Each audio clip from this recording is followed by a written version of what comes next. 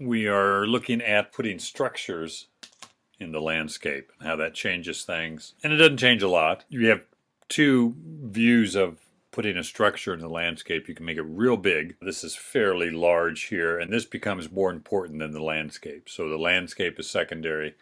Then you have some scenes where the landscape kind of takes over and the structures, or in this case the barns, are secondary. So you want to decide which one you're going to focus on. There's a photograph and you blow it up, just falls apart. So there's not a lot of detail, which can be a good thing. The less detail, the better. But what I don't like about this photograph is that the values do fall apart. In other words, everything turns into a glare in the light. The sky, the roof here, here, the white of the snow, it all becomes the same value, even right there. And the more that happens, the flatter the painting becomes. No matter how much contrast you get between the dark trees and the snow or the lighthouse or the sky, it's still going to look flat. So I want to separate those planes, but I also want to separate these lights with color, not just with darker gray that's here. This is pretty much just very, very light gray everywhere. So I want to think in terms of temperature. I want to maybe turn the sky. The sky is going to be darker. This part of the slanted roof is going to be darker. So is this, so is that. But this light and the light on the ground, or the snow on the ground, is going to be lighter. Those are my two lights, my lighter lights, and maybe some of this here. So what I want to do is I'm going to go a darker violet with some warm overtones on it. The equivalent of ultramarine blue and alizarin crimson, getting at the value I want. And I'm not going to mute it because I'm going to scrub color right into it. And then come back with cad orange hue and get it maybe a hair lighter, wipe most of it off the brush so it doesn't cover the blue or violet, and just drag it in. This is what it looks like here. This is the violet, this is the violet, and there's the orange. The orange obviously blends into the violet. The violet's the overall color. And then a pale clear sky in the distance that you get in the winter when it's kind of overcast and it breaks kind of way near the horizon. It really warms up. And it's an excuse to get these light highlights dragging all the way across. Could even have some over in here on the left side. And pulling the trees together, I'm trying to simplify things as much as possible.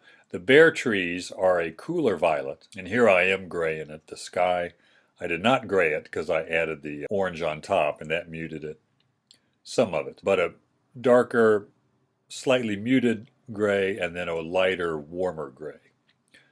And you could use deoxazine purple, but it's not a natural color. If you want to really punch the color, I'd use deoxazine.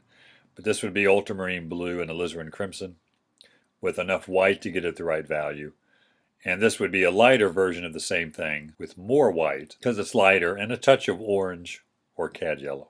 Same color here, kind of a warm violet as opposed to the cool violet in the background. And I darkened the shadow here on this triangle part of the roof, the back part of the roof. And my lightest, and this area right here, the lightest is this area, that, and that. And between the three, I probably darken the snow slightly and leave these two the lightest. I could reverse it, make this the lightest. But this gives me more simplification, pulling the darks together. I would do very little detail in the trees and keep most of the detail maybe in this area of the house and reduce it over here, reduce it in the trees and in the barn. Because the more I keep my focal point, the area that has the most detail, and reduce it everywhere else, it's going to be a lot easier to read. That's when I pull these trees together into, just two values of violet, and then the dark green trees, maybe two values, a lighter dark green and maybe a slightly darker dark green. And out of all the darks in here, maybe the windows here, the windows here, and maybe the darks back in here and a few dark accents under there would be my darkest dark, which would look like... On my palette, I use cad red light and ultramarine blue as my darkest dark. Alizarin's probably darker, but it's too strong. But I could put my darkest dark here, the other side, and then some dark accents around the trees underneath the roof. And that way it pops out a bit more, maybe less in the dark here and back in here just a little bit. So again, we're taking the photograph and it becomes just a starting point. It's not the end result at all. So a little flat and dead here color-wise, so pushing it more. And it's more about temperature than color. Cool sky with the warm clouds, warm horizon down here. Really contrasting the real cool violet trees in the distance and then separating the values a bit more. Now looking at some other ones, this one reads pretty well just because strong sunlight. Compositionally, you can play around with, moving mountains wherever you want. And just the same shape and value. I'm just shifting around shape. Maybe take one of these trees or reproduce one of these trees or copy them and stick it back in there. Want to play around with the shapes a bit more. I never want to like take out both those trees and have to make up what's behind it. I mean, it's certainly good to paint from memory sometimes. It forces you to really use what you've learned. But I have no problem reducing the size of a tree or making it bigger or copying it and putting it behind there to create more contrast. And the more you play around with that, the more you develop your own sense of composition. And the more you get away from just copying the photograph. This is in Mount Carmel, Utah. A lot of barns there. Nice place to paint. Aside from being too chalky, also in the light area in here, too much white in the clouds. I need more temperature in both of those. And then reducing the detail. There's a lot of detail in here. This one also, cloudy day. This is in Missouri. This is taken with an iPhone. Not the newer ones either. So the color's a little raw. But also the planes don't separate very well. The light of the sky, the light of the roof, the light of the barn here, a little too close. So separating things, I'm going to separate the flat planes from the upright and the sky quite a bit. Really warm, and I'm not trying to create a sunny day. It's still going to be cloudy. Actually, if I get rid of that shadow overhang I put in, it would look a little more cloudy. But just warming up the field so it gets away from everything being green. Grass is green, trees are green. A good painting, grass is not always green. Skies are not always blue. So I made more of a yellow-orange field, a bluish-green field down in here. Yet I'm separating these foreground, middle ground, background, and making them a lot lighter compared to the upright trees. And you can see it just creates more contrast. It looks a bit more sunlight than I wanted it to. But that's a good lesson if you want to make your cloudy day photograph look more sunlit. Just warm up the light areas and darken and cool the shadows. Separated the planes on the barn. Side plane lighter. The front plane of the barn, the front of the barn, darker. Where in reality there's too much the same value. Now, that might work in reality. In other words, values don't always change when the form changes. Sometimes we just don't see it. But we have to paint it in the painting. We have to have different values when the forms change or our painting just looks flat. Also separated the background from the middle ground green trees just by going bluer. And when I do that, they're not green anymore. They're more of a muted blue. But for me, that's always a good thing because I'm trying to get away from the photograph anyway. A painting should be about the painting, not about what you're painting. And people would disagree.